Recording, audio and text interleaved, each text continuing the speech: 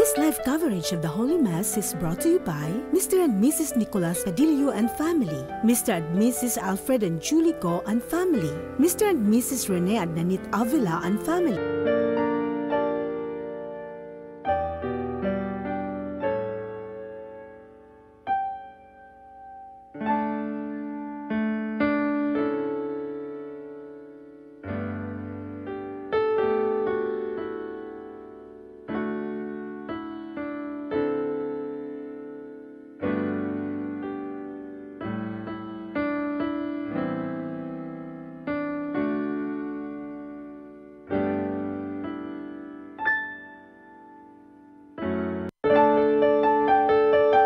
This live coverage of the Holy Mass is brought to you by Mr. and Mrs. Nicolas Padillo and family, Mr. and Mrs. Alfred and Julie Go and family, Mr. and Mrs. Rene and Nanit Avila and family.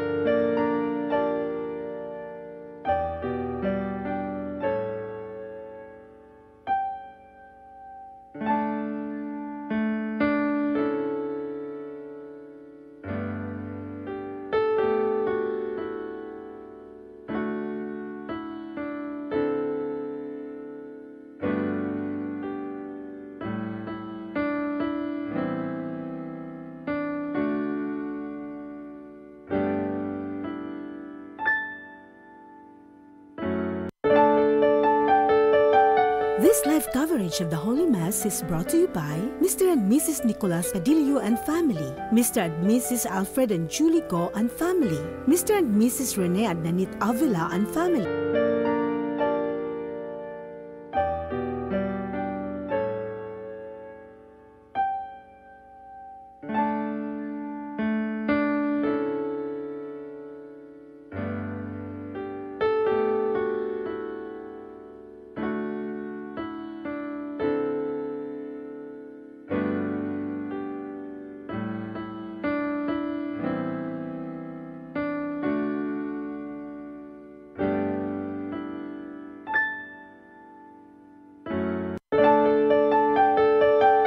This live coverage of the Holy Mass is brought to you by Mr. and Mrs. Nicolas Padillo and family, Mr. and Mrs. Alfred and Julie Go and family, Mr. and Mrs. Rene and Nanit Avila and family.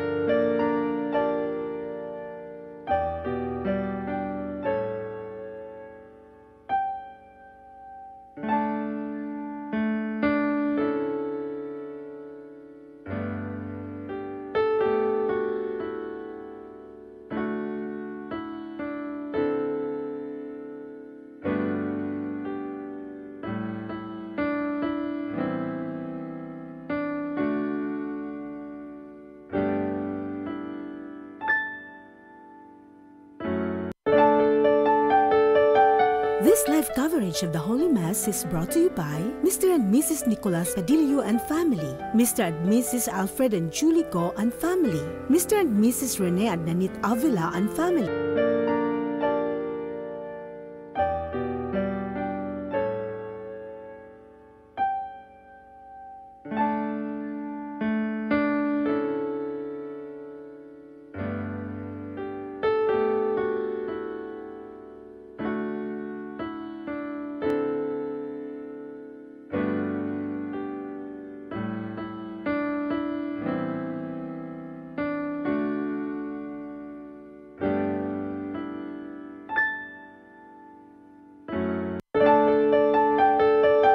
This live coverage of the Holy Mass is brought to you by Mr. and Mrs. Nicolas Padillo and family, Mr. and Mrs. Alfred and Julie Go and family, Mr. and Mrs. Rene and Nanit Avila and family.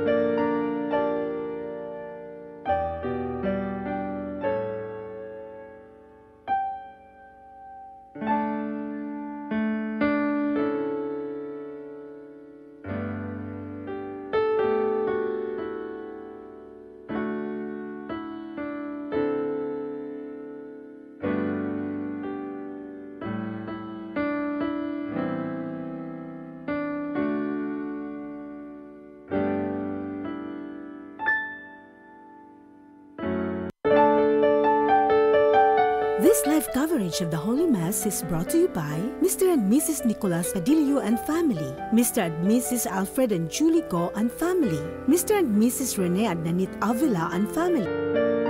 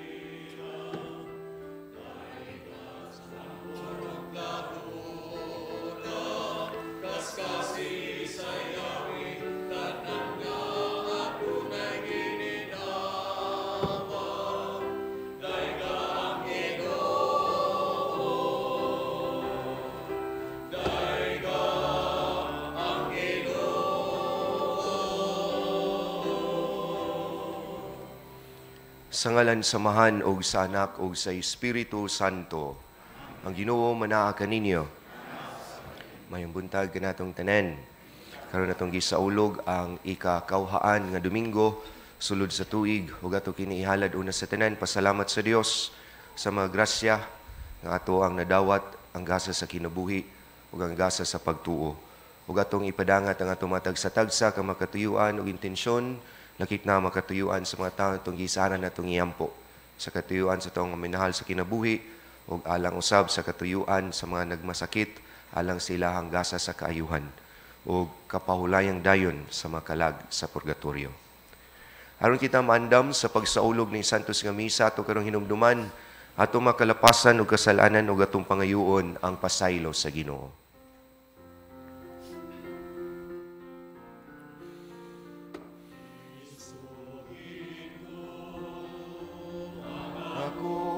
Kasalanan walay paglimot,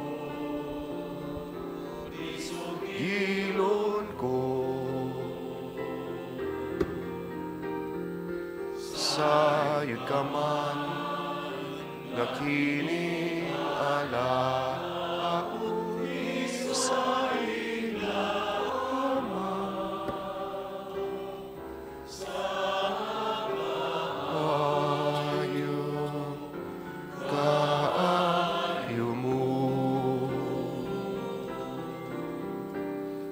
Haluyan mo na, O Ginoo, pagtanga ang akong kasalanan, ug ang kaluwasan na akong ipaabot, ipakalaog mo.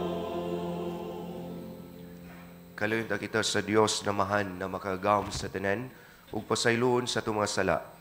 Dadon ta kita niya ngadto sa kinabuhing dayon. Amen. Himaya sa Dios dito sa langit.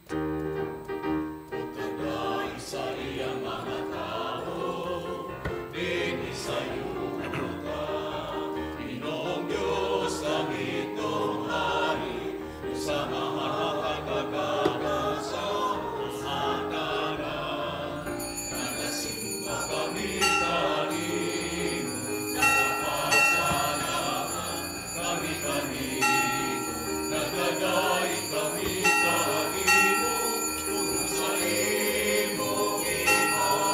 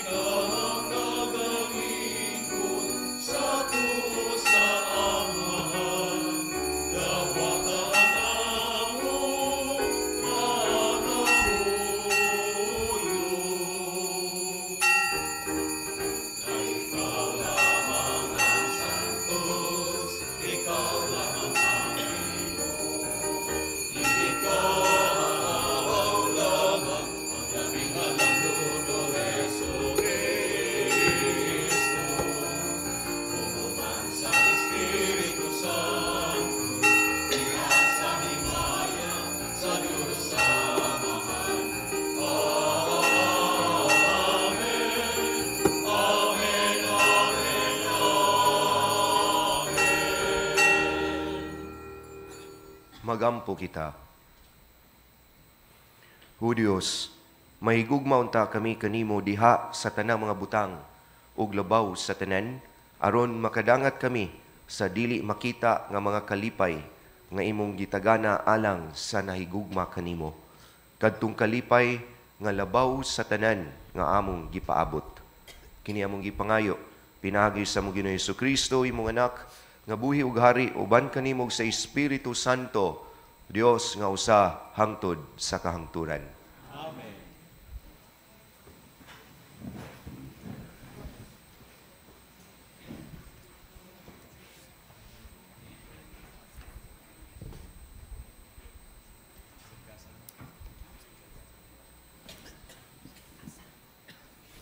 Pagbasa, gikan sa basahon ni Propeta Jeremias. Ang mga opisyal miingon sa hari, angay patyon kining tawhana, ang iyang gisulti makapatalaw sa atong mga sundalo, ug mauusab kini ang iyang gibuhat ngadto sa tanang tawo sa syudad. Makadaot sa katawhan nga nahibilin sa syudad kining tawhana, nagtinguha lamang siya sa pagpasakit kanila. Busa mingon si Hari Sidikiyas, kun mao kana, kamoy bahala kaniya.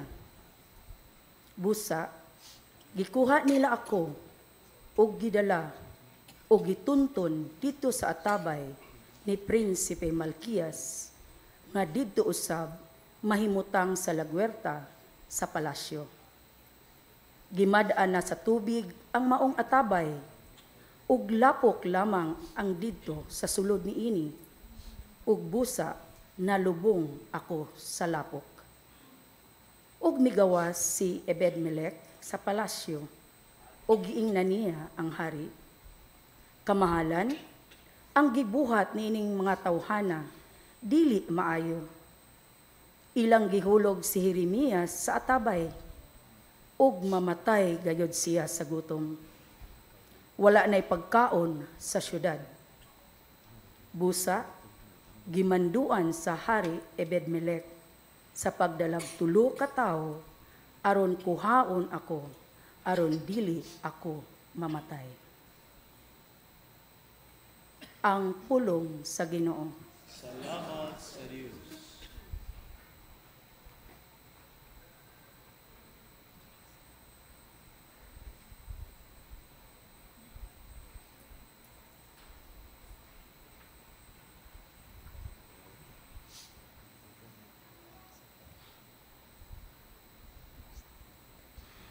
Ginoo,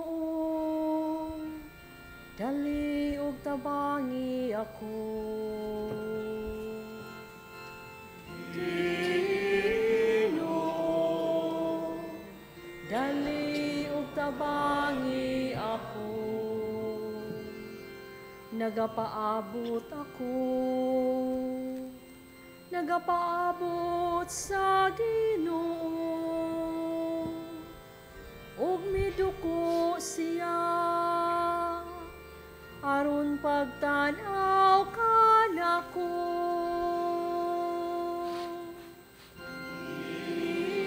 Ginoo, dali og tabangi ako. Ang Ginoo nakabati sa akong singgit. Iya ko nga gikuha gikan sa kahiladman sa kalaglagan, gikan sa lapok sa kaluwasan. Iyang gipahimutan ang akong mga tiil ibabaw sa bato. Gilig-on niya ang akong mga lakang.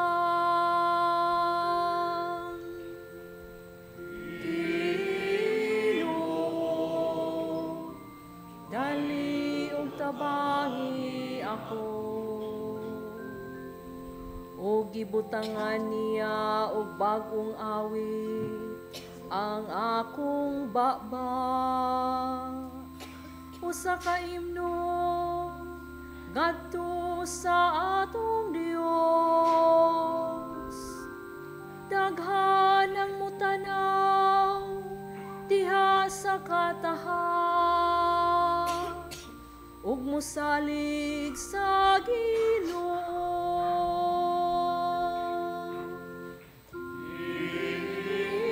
Ginoo, dali og tabangi ako.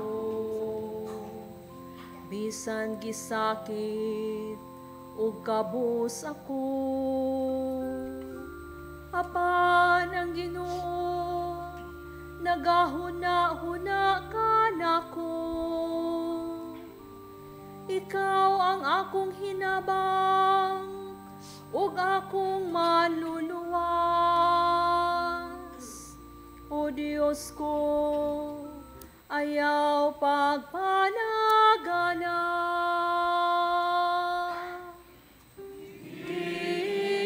Ginoo,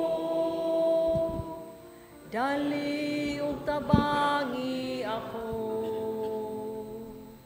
Ginoo, dali og tabangi ako.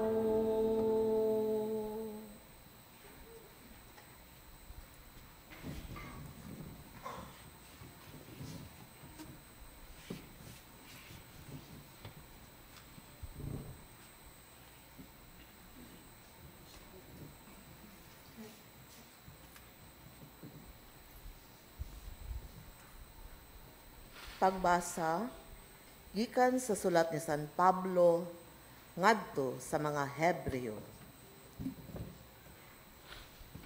Sanglit gilibutan man kita ni ining dakong pundok sa mga saksi. Isalikway ta ang tanan nga mga nakababag kanato ug ang sala nga naghawid kanato pag-ayo. Ug daganon ta nga matidun-anon ang lumba nga atong gisalmutan. Itutok ta ang atong mata kang Jesus nga maoy gisandigan sa atong pagtuo ug maghingpit niini. Wala siya mulunga bisan pa sa iyang pag-antos sa krus ug wala niya igsapayan ang kaulaw sa pagpakamatay didto sa krus tungod sa kalipay nga madawat niya ug naglingkod siya karon sa tuo sa trono sa Dios. Palandunga kung unsa ang iyang giantos, kung unsa ang iyang pagpailog taliwala sa labihang pagsupil sa mga makasasala.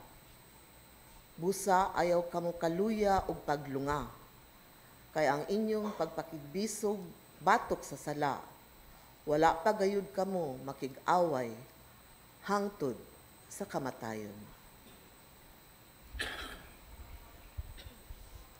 Ang pulong sa Ginoo.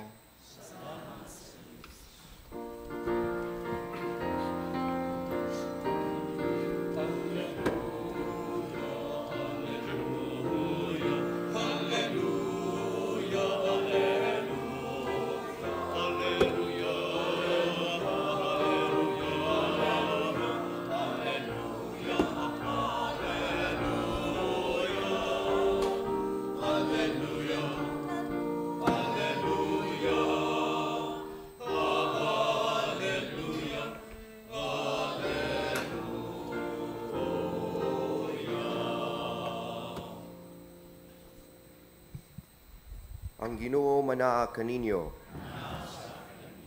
Kinutlo gikan sa Santos nga Ebanghelyo sumala ni San Lucas.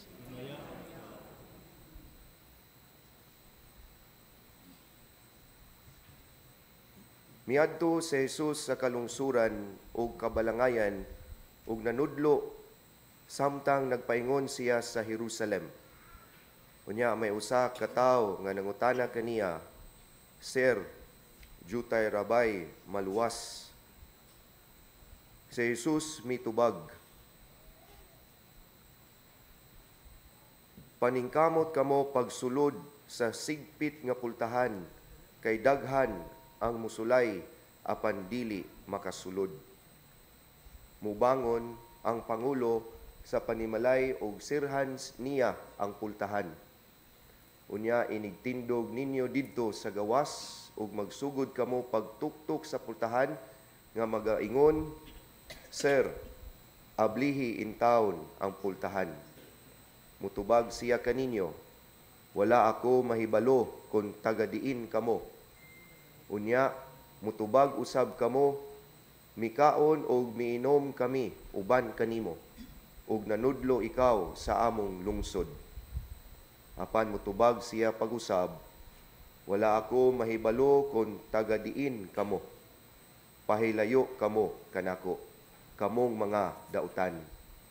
Hilabihan unya ang inyong pagdangoy-ngoy sa pagkagot sa inyong mga ngipon, inikakita ninyo kang Abraham, kang Isaac, ug kang Jacob, ug sa tanang mga propeta dito sa gingharian sa Dios, samtang adto ra kamo sa gawas. Daghang mga tao nga mga but gikan sa sidlakan ug kasadpan ug gikan sa amihanan ug habagatan nga mutambong didto sa kananan sa gingharian sa Dios. Ug unya kadtong naulahi karon mahiuna ug daghan usab ang karon nahiuna maulahi. Si Jesus miingon sa iyang mga tinun-an, "Mianhi ako aron sa pagpadilaab sa kalibutan ug pagkaayo unta kun kini misilaob na. Dunay bunyag nga ako pang dawaton ug dili ako mahimutang hangtod matuman kini. Naghuna-huna ba kamo nga mianhi ako aron pagdalag pakigdait nganhi sa kalibutan? Tug-anan ko kamo, dili pakigdait ang akong gidala kun dili pagbahin-bahin. Sukad karon ang usa ka panimalay nga may 5 kasakop mabahin. tulo batok duha, ug duha batok tulo. Ang amahan makigbatok sa iyang mga anak nga lalaki, ug ang mga anak nga lalaki makigbatok sa ilang amahan. Ang inahan makigbatok sa iyang mga anak nga babae, ug ang mga anak nga babae makigbatok sa ilang inahan. Ang ugangang babae makigbatok sa iyang mga binalayi, ug ang mga binalayi makigbatok sa ilang ugangang babayi. Ang Ebanghelyo sa Ginoo. Mayong buntag sa tanan. Siguro nakamatngon mo nga duha man ka ebanghelyo gibasa sa pare, kay ang usa nasayop ko unya mauwaw naman ko muundang, ako na lang gipadayon, no? Ang katong ikaduha mo gyud sakto. Mao na nga duha na ka Domingo ang inyong gimisahan, ay inyong gisimbahan karon.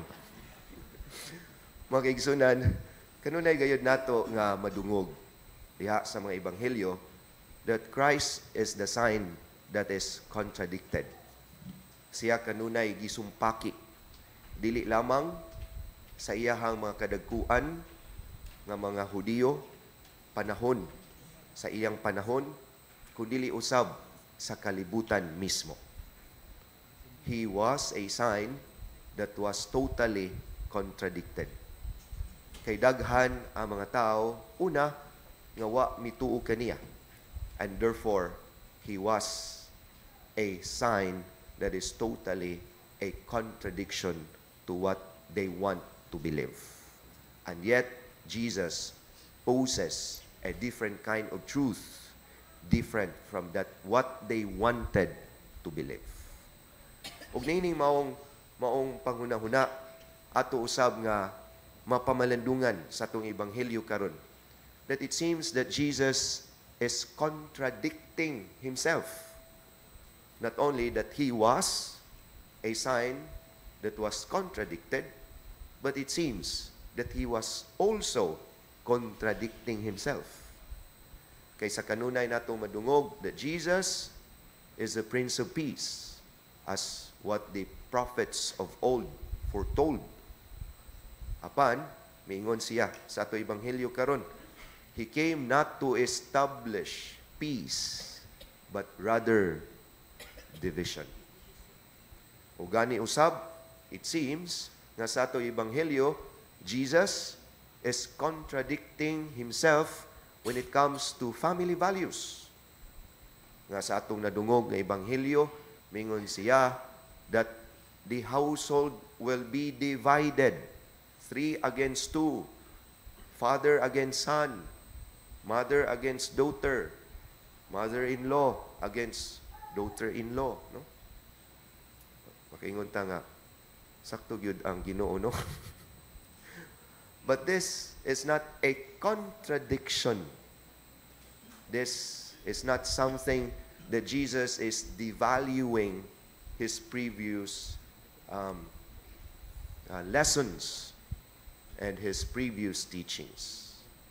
Apan, kung atong pamalandungan, as Jesus was not totally accepted by his people, it is because labi na nining simbolo nga iyahang gigamit karon sa ebanghelyo that he is like a fire that would consume the earth. Mianhi ako aron sa pagpadilaab sa kalibutan. No? Unsam ni si Kristo, dragon? No? But we know that yes, God is a fire. God consumes. God purifies. And even God provokes change and transformation. Sama sa usa ka kalayo, dili lang nga kini musunog, apan kung kini muagi og mga butang, things will be purified. Things ang iyahang makonsume bisan og atong ingnon labi na kini mga metals will somehow project their very brilliance due to the presence of fire. Ang bulawan, kanang inyong gipangsulog nga bulawan, gisunog una na aron kini mahimong bulawan. And therefore, the Lord's presence in our lives is always a contradiction. nga kon ganahan ta mupuyo sa tinud-anay nga kalinaw, not the kind of peace that we want as the absence of strife or the absence of conflicts. That is not the kind of peace that the Lord is giving us. God will always contradict that kind of understanding. Nga, malinawon kay kuron, ano man, kay wa man akong asawa or wa man akong bana, no? Malinawon kay kuron, ano man, namalhi na magdud akong mga silingan. Malinaw na kayo ko karon, ano man, kay walay signal rong panahon na. No? But the kind of peace that God brings upon us is not just the absence of strife, even the presence of strife in order to transform us, in order to purify us. Ngang kinabuhi, walay kagubot, di kita mingon ngay, salamat. Nindutas ako ang kinabuhi. Apan baya, usahay, mingawon kas kagubot. Apan baya, usahay, mingawon ka nga naa kay problema. Mingawon ka nga naay tao nga muhasik nimo. Sama ra gud dong managtiayon nga purti nila yung away, mamahaw og away, maniudto og lalis, manihapon og kanang bugno, no? Wa gyud, way undang. May pa ang Ukraine o Russia mag-ceasefire pa pero sila wa gyud, no? Namingon na taon tong bana day, di na gyud ko kaantos ini. Kinahanglan magbuwag na ta. Kinahanglan mo layas na ko, mo puyo na ko laing lugar. Mingon sa tang asawa, may pa. Kaya kupod gikapoy na ining kinabuhi Gikapoy na ko og sigig away. Wa na gyud kalinaw. Kung mulayas man gani ka, nan mukuyog na lang sad ko.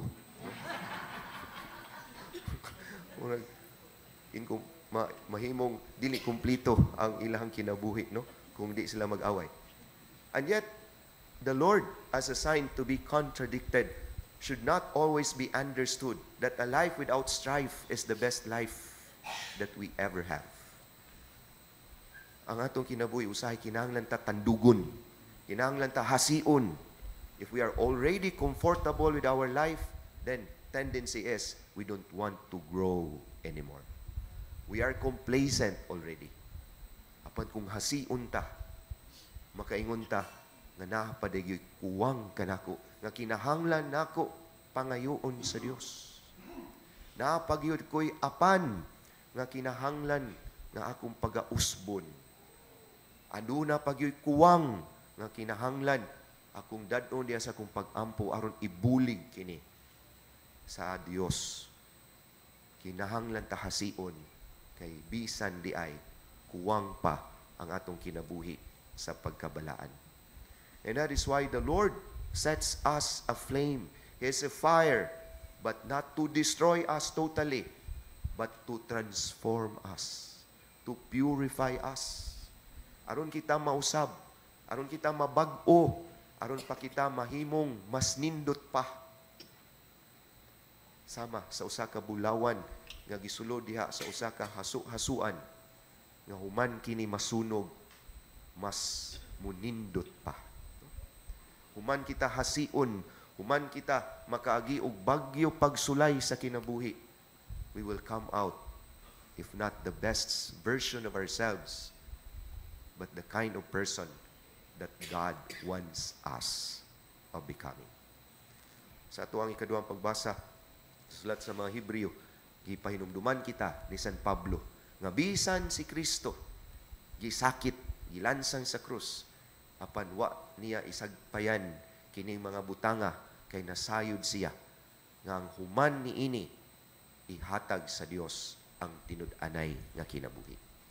If we are been set aflame, if we have fire in our lives because we want to receive Christ, we want to receive the truth, we are tested, but we are transformed.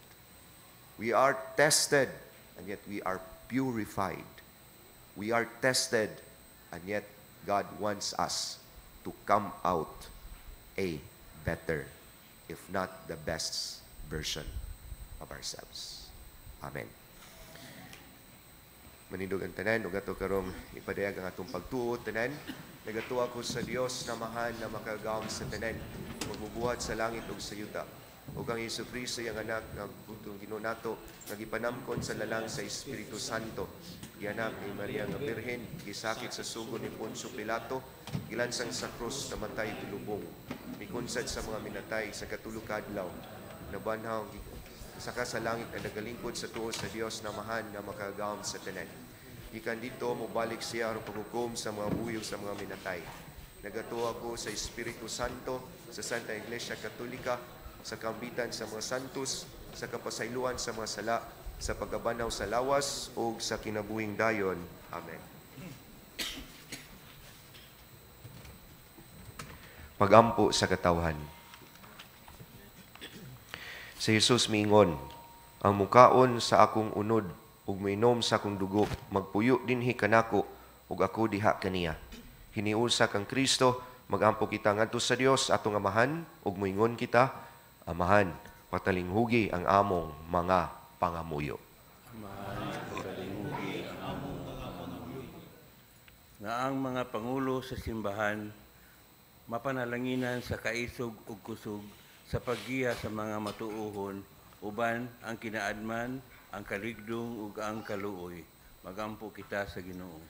Amahan, patalinghugi ang among mga pangamuyo. Nga ang mga pangulo sa kalibutan, ug sila kansang ang paghukom, makaapekto sa kinabuhi sa uban, magiyahan kanunay sa Diyos nung kinaadman, magampo kita sa Ginoo.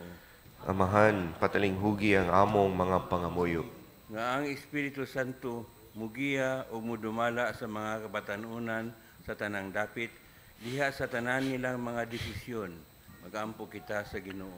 Amahan, patalinghugi ang among mga pangamuyo. Nga kita nga nagalirong niining talad kananan sa Ginoo karong adlaw, malig-on sa atong pagtuo ug mahingpit sa atong pagsalig, magampo kita sa Ginoo. Amahan, patalinghugi ang among mga pangamuyo. Nga imo untang isipon nga takos ug mapuslanon alang kanamo, nga ang halangdon Teofilo kabumot, mabayaw na ngadto sa altar sa mga santos, magampo kita sa Ginoo.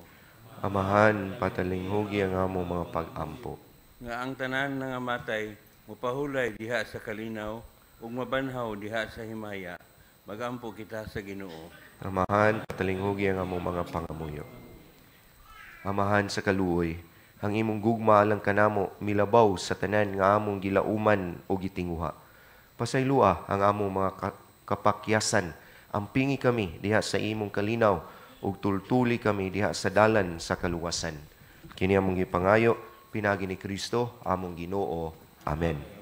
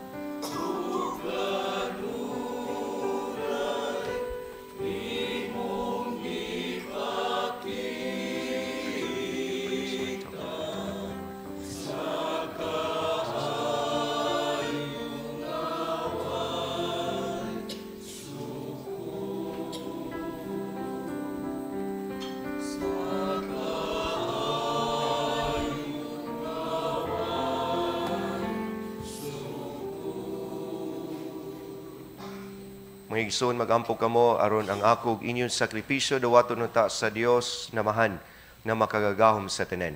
Dawaton na sa Ginoo sa sakripisyo gikan sa mga kamo alang sa pagdayeg ng maya sa ngalan alang usab sa kasalanan ug sa tigokeng Santa Cruz sa simbahan. Nawata ang among sakripisyo, Ginoo, nga maoy panagbayloay sa mga gasa, pinagi sa paghalad namo sa mga gasa nga imong hinatag. Makadangat unta kami sa gasa sa imong kaugalingon. Kini among gipangayo pinagi ni Kristo, among Ginoo. Ang Ginoo mana kaninyo. Ibayaw ang inyong mga kasing-kasing. Magpasalamat kita sa Ginoo natong Dios. Santos nga mahan, Dios nga tunay makagahom sa tanan angay matarong gayod, nga magpasalamat kami kanimo kanunay ug sa tanang dapit. Nakita namo ang imong walay kinutubang gahom diha sa imong paagi sa pagpangluwas. Miyani ikaw aron pagluwas kanamo pinagi sa gahom sa imong pagka-Dios. Apan mao imong pagbuot nga maluwas kami pinaagi sa usa nga sama kanamo. Gisalikway sa tao ang pagpakighigala kanimo, apan ang tao mismo maoy nag-uli niini kanamo pinaagi ni Jesucristo among Ginoo. Ug sa uban sa mga anghel ug mga santo sa langit, nagasangyaw kami sa imong himaya, duyog silang walay hunong nga pag-awit.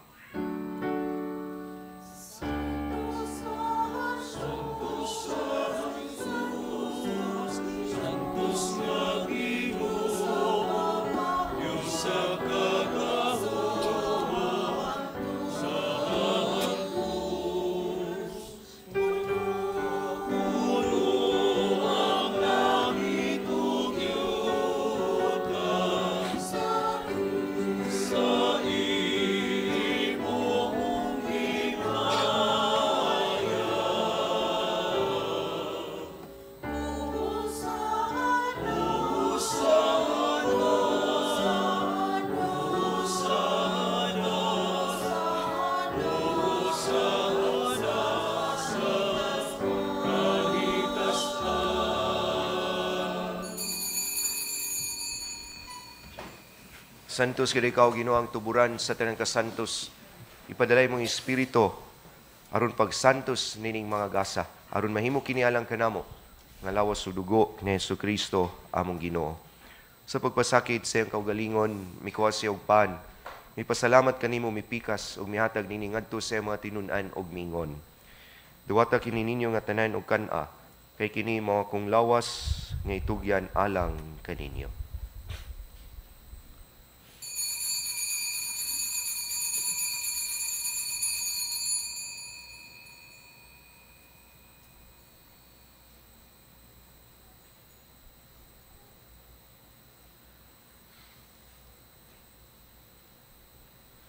Sa samang paagi tapos ang panihapon, mikuha sa sakalis, mipasalamat kanimo pag-usab. Mihatag nini ngadto sa iyang mga tinunan ug mingon. Duwata kinig Panginom kamo nga tanan gikan niini, kay kini mo ang kalis sa kong dugo sa bagog tunhay nga kasabutan. Ang dugo nga iula alang kaninyo ug alang sa tanang mga tao aron ang mga sala mapasaylo. Buhata kini aron paghandom kanako.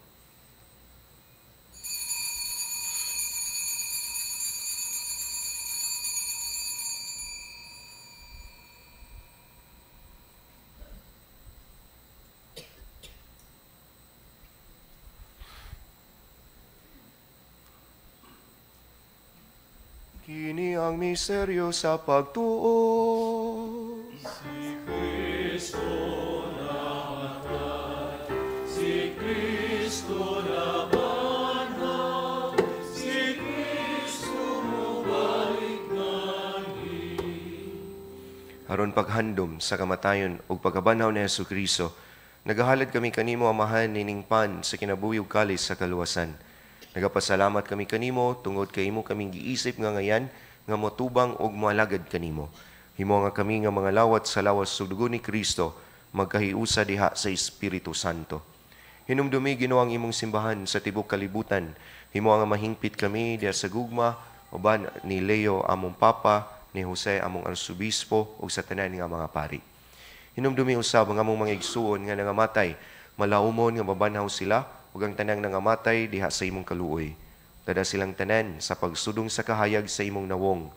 Kaluoy kaming tanan, himuha kaming angayan nga makaambit sa kinabuhing tunhay, uban ni Maria ang inahan nga ulay sa Dios, uban sa mga apostoles ug sa tanan nga mga santos nga nagatuman sa imong kabubuton latas sa katuigan. Uban kanila mo ikaw nga daygon ug amo ikaw nga himayaon pinagi ni Jesucristo imong anak. Pinagi kaniya, ban kaniya, o diha kaniya. Gihatagan na kanimo makagagahom nga mahan. Diha sa kiusa sa Espiritu Santo. Ang tanang dungog ug himaya. hangtod sa kahangturan.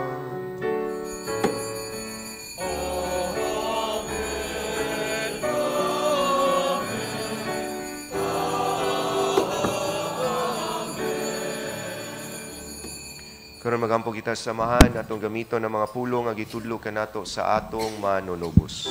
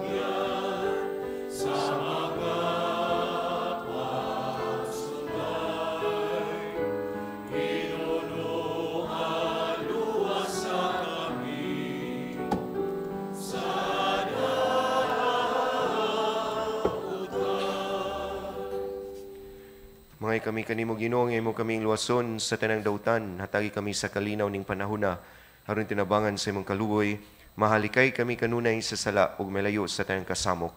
Samtang nagapaabot kami nga malaumon sa pagbalik ni Jesucristo, among manunubos.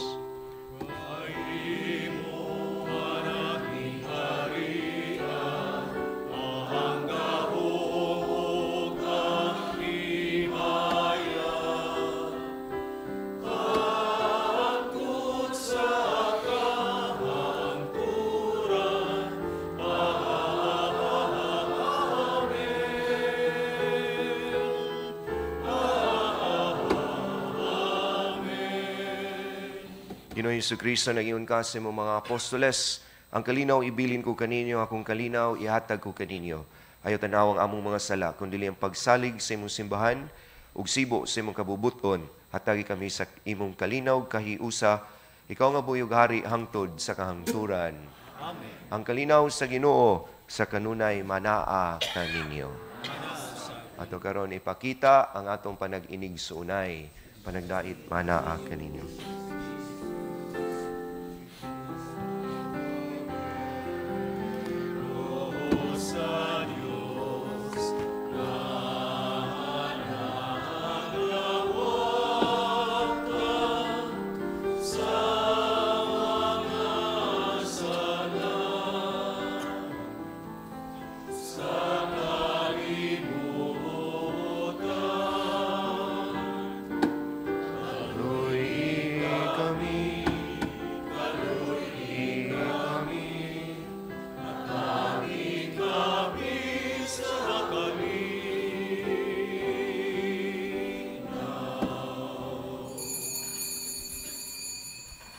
Mao kini si Jesucristo, ang Kordero sa Dios nga nagawagtang sa sala sa kalibutan, mulan kitang gidapit alang sa bangkete sa atong Ginoo.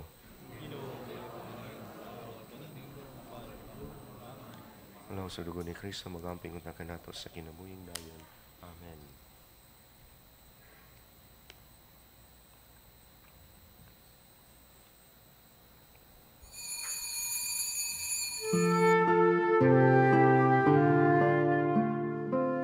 Buhat sa espirituhanong pagpangalawat. O Jesus ko, ako nagatuo nga ania gayud ikaw sa labing santos nga sakramento. Gihigugma ko ikaw labaw sa tanan, ug buot ako nga dawaton ko ikaw dinhi sa akong kalag. Apan kay dili ko man ikaw madawat karon sa paagi sa sakramento, Umari ka sa akong kasing-kasing, bisan sa espiritu man lamang. Gakson ko ikaw nga sama sa ani a kanagayud kanako, ug hiusahon ko ang kinatibuk-an ko nga kaugalingon diha kanimo. Ayaw na intawon itugot nga mahimulag pa ako kanimo. Diyos ko, ikaw lamang ang akong paglaom. Anaa kanimo ang tibuok ko nga pagsalig, ug sayod ako nga dili gayud ako mapakyan.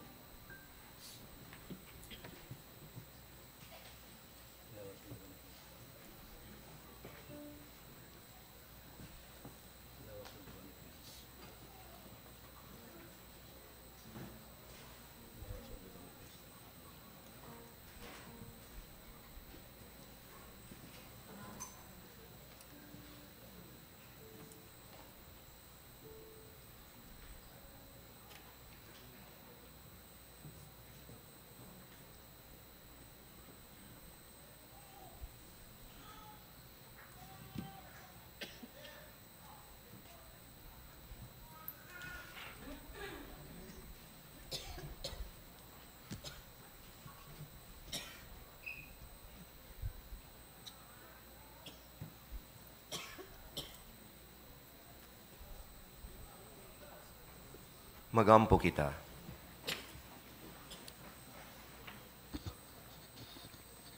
O Diyos nga maluluyon, pinagi ni sakramento, gihiusa mo kaming kang Kristo sa pagpaningkamot namo, pagpakahimo nga mas mahisama kaniya, itugot nga makaambit kami sa iyang himaya diha sa langit. Kini among gipangayo, pinagi ni Kristo, among Ginoo. Amen. Ang Ginoo manaka ninyo. Iduko niyo mga ulo, mag-ampo kita alang sa panalangin sa Ginoo. Ginoo, itugot sa imong katawhan ang imong panalipod ug grasya. Hatagi sila sa kaayuhan sa kalag ug lawas. Hingpit nga gugma alang sa usag-usa ug himuha sila nga kanunay nga magmatinumanon kanimo. Itugot kini, pinagi ni Kristo among Ginoo, ug ang panalangin sa makagagahom nga Dios, sa Amahan ug sa Anak ug sa Espiritu Santo mukunsad unta kaninyo ug magpabilin uban kaninyo hangtod sa kahangturan. Amen. Nahalad na ito santos nga misa, dadang gugma o kalinaw ni Kristo. Salamat sa Diyos. Magmahal kita karon, magmahal sa Diyos, namulahan kita kanan, sa iyang bendisyon, atong tayo sa Espiritu Santo, karunong sa diha.